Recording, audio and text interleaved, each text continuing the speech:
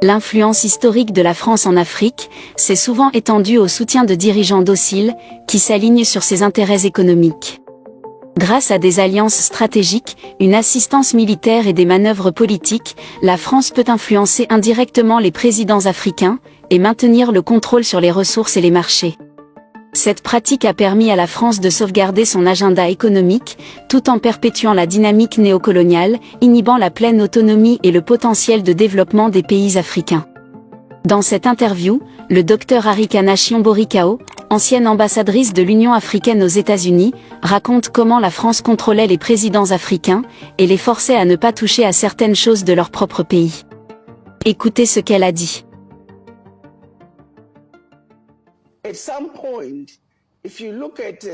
À un moment donné, si vous regardez la situation avec les anciennes colonies françaises,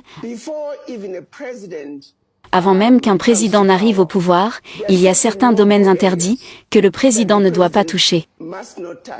Parce que si vous le faites, vous ne vivrez peut-être pas assez longtemps pour voir la fin de la journée. Des domaines comme l'armée, des domaines comme les finances, et les réserves qui doivent être déposées au Trésor français, des domaines des ressources naturelles.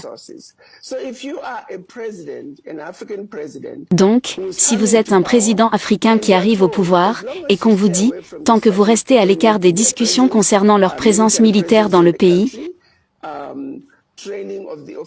la formation de vos militaires par la France, l'équipement de vos militaires par la France, ne parle pas des ressources naturelles. Les entreprises françaises ont le premier droit d'agrément, et veillez à ce que vous continuiez à déposer vos réserves bancaires auprès de la Banque centrale de France. Si vous évitez ces domaines, vous êtes libre de diriger votre pays comme vous le souhaitez. Maintenant, quel genre de leader est-ce? Quel environnement allez-vous occuper, gérer et diriger votre pays, avec tous ces grands domaines de développement économique qui ne vous sont plus accessibles?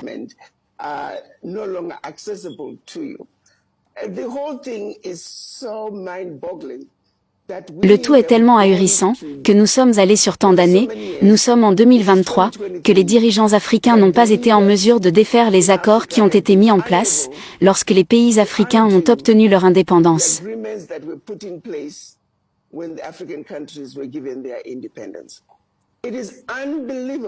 C'est incroyable qu'à ce jour, on puisse avoir un pays comme le Niger, être le deuxième pays le plus pauvre du monde, et pourtant toutes ses ressources vont à la France.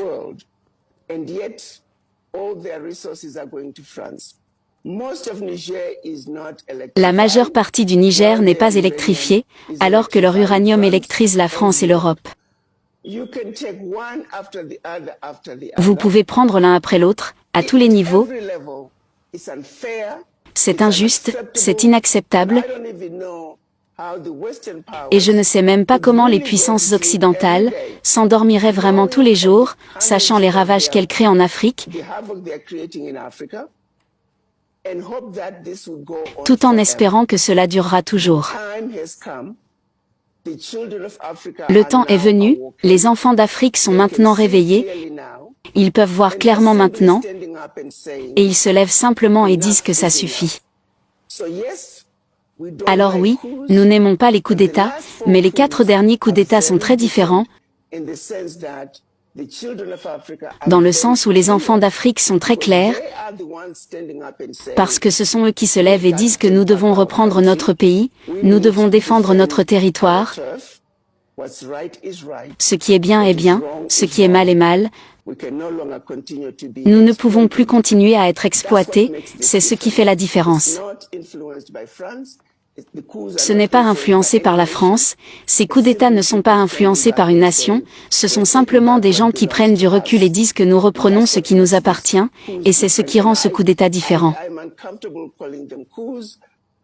Et je suis mal à l'aise de les appeler coups d'État, je les appelle plutôt réalignement idéologique de nos valeurs économiques, politiques et sociales. Les enfants se sont levés, et les enfants parlent, et les citoyens eux-mêmes soutiennent ceux qui ont mené le soulèvement. Et c'est un avertissement aux puissances occidentales que la révolution africaine a commencé, Et ceux qui vont s'aligner avec le peuple sont ceux qui vont survivre à la révolution qui se déroule en Afrique. Il en va de même pour les dirigeants africains, ceux qui s'aligneront sur les souhaits du peuple sont ceux qui survivront également à cette révolution. Je crois que la révolution africaine a commencé, et ceux qui ne peuvent pas voir l'écriture sur le mur, ils ne survivront pas à cette révolution. Il n'y a pas de retour en arrière.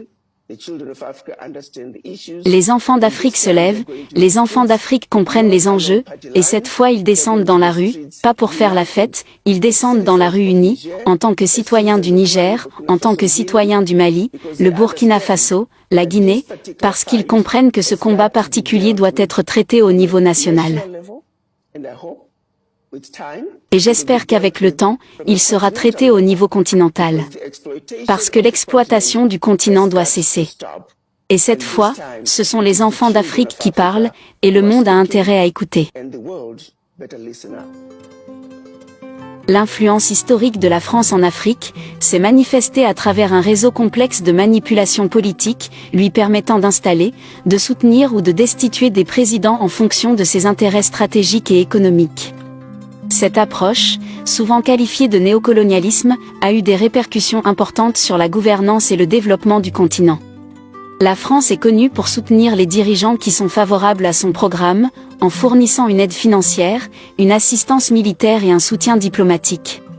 Ce soutien assure non seulement la stabilité des intérêts économiques français, mais renforce également une dépendance qui limite la souveraineté des nations africaines. À l'inverse, lorsque des dirigeants africains ont contesté la domination française, ou cherché à affirmer leur indépendance, la France a été accusée d'orchestrer des coups d'État, ou de soutenir des forces d'opposition pour les chasser du pouvoir. Cela s'est parfois traduit par l'installation de dirigeants plus sensibles aux intérêts français.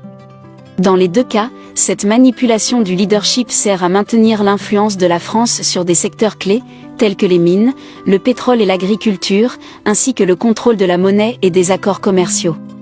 En influençant les dirigeants politiques, la France continue de façonner la trajectoire des nations africaines, souvent au détriment de leur autodétermination et de leur véritable croissance économique.